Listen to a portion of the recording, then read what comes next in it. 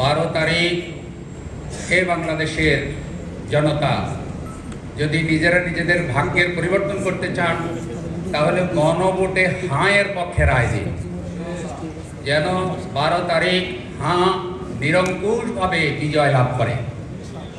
আর বাংলাদেশ পরিচালনার দায়িত্ব যাদের কাছে দিলে দেশে ইনসাফ প্রতিষ্ঠিত হবে, ন্যায় বিচার প্রতিষ্ঠিত হবে, সুশাসন প্রতিষ্ঠিত হবে, দলমত নির্বিশেষে সকল ধর্মের মানুষ, সকল দলের মানুষ ন্যায় বিচার পাবে, তাদেরকে ভোট দিন।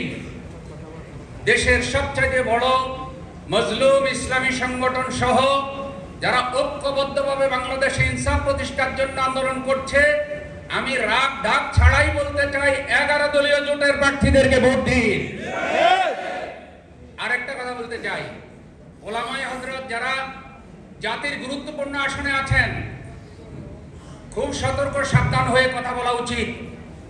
ইতিমধ্যেই বাংলাদেশের সবচাইতে বড় মসজিদের আসনে যিনি আসেন, তিনি এমন কিছু কথা বলেছেন, পুরো জাতির কাছে একটি খারাপ মেসেজ গিয়েছে। তিনি বিভিন্ন প্রসঙ্গ টানলেন একটা প্রশ্নের উত্তরকে কেন্দ্র করে। তিনি বর্তমান সরকারকে বললেন যে সরকার নাকি হাঁ এবং না ভোটের আয়োজন করে জাতিকে সমস্যায় ফেলে দিয়েছে। তিনি আবার প্রশ্ন তুললেন, যদি না ভোট দেওয়াই না যায় তাহলে অপশন রাখা হলো কেন? তিনি বুঝাতে চেয়েছেন অপশন রাখা হয়েছে, ওখানে নাতে ভোট দেওয়া যাবে, এটা নাকি জায়েজ। তারপরে তিনি আরো আগ বাড়িয়ে বললেন, কেউ যদি বলে যে হাতে ভোট দিলে রাষ্ট্রের লাভ হবে, নাতে ভোট দিলে রাষ্ট্রের ক্ষতি হবে, তারা নাকি অসত্য কথা বলেন। সম্মানিত আলেম, আপনার কাছে বিনীতভাবে আজকের এই সম্মেলন থেকে অনুরোধ করতে চাই, আপনি আপনার এই বক্তব্য প্রত্যাহার করুন। আপনার এই বক্তব্য পুরো জাতির বিরুদ্ধে গিয়েছে।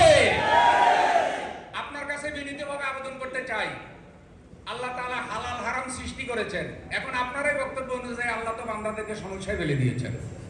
যে আল্লাহ হারাম সৃষ্টি করে দেন, হারাম যদি খাওয়া নাই যায় তাহলে আল্লাহ সৃষ্টি করলেন কেন?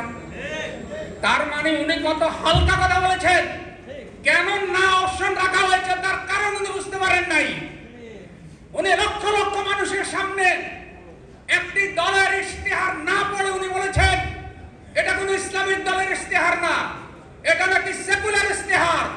আপনার কাছে জানতে চাই, আপনি কয়টা দলের ইশতেহার জীবনে তৈরি করেছেন? আপনি যদি এই সম্পর্কে কিছু না জানেন তাহলে আপনি চুপ থাকুন, কিন্তু আপনাকে এই কথা বলার অধিকার কে দিল?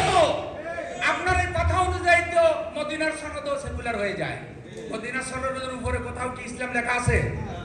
হুদায়বিয়া সনদের কোথাও কি ইসলাম লেখা আছে? ওলামাদের কাছে আমাদের আবেদন, দয়া করে জাতিকে বিভ্রান্ত করবেন না। আপনি ইনিয়ে বিনিয়ে নায়ের পক্ষে অবস্থান নিয়েছেন, নায়ের পক্ষে অবস্থান নিলে আপনার খতিবি অবৈধ হয়ে যায়। জুলাই আন্দোলন যদি প্রতিষ্ঠিত না হয়, জুলাই সনদ, তাহলে আগের সংবিধান বহাল। তা আগের সংবিধান বহাল মানে বর্তমান নির্বাচন অবৈধ, যেই পরিবর্তনের কারণে আপনি চেয়ার পেয়েছেন সেটা অবৈধ হয়ে যায়। অতএব যেই গাছের আগায় বসে আছেন সেই গাছের গোড়া কাটবেন না। শেষ কথা, ওদেরকেই ভোট দিবেন। হে বাংলাদেশের নারী পুরুষ ভোটার ভাই বোনেরা, তাদের আশেপাশে কারা আছে তাদেরকে দেখে ভোট দিবেন। যদি দেখেন যে প্রার্থী আপনার কাছে এমন লোক নিয়ে এসেছে যারা আশেপাশে সন্ত্রাস, চাঁদাবাজ, দখলবাজ, ঋণ খেলাপি, তাহলে দয়া করে তাদেরকে ভোট দেবেন না। কারণ এই লোক যদি নেতা নির্বাচিত হয়, সংসদ সদস্য নির্বাচিত হয়, ঋণ খেলাপি, সন্ত্রাস, চাঁদাবাজেরা পুরো জাতির ভাগ্য নিয়ে সিনেমিনি খেলবে। সুতরাং যাদের সাথে ভালো মানুষের সম্পর্ক, যাদের সাথে আলেম ওলামা আছে, যাদের সাথে ন্যায় নীতি ইনসাফ আছে, যাদের চরিত্রে দুর্নীতির ইতিহাস নাই, কলঙ্কের ইতিহাস নাই, তাদেরকে ভোট দেন। ভাই এখানে যত আলেম ওলামা আছে ওনাদের মোবাইল তালাশ করলে আরো হুজুরদের নাম্বার পাবেন। চান্দাবাজের মোবাইল তালাশ করলে 10-12টা চান্দাবাজের নাম্বার পাওয়ার সম্ভাবনা আছে না নাই? সবার সাথে সবার ভালোবাসা হয় না।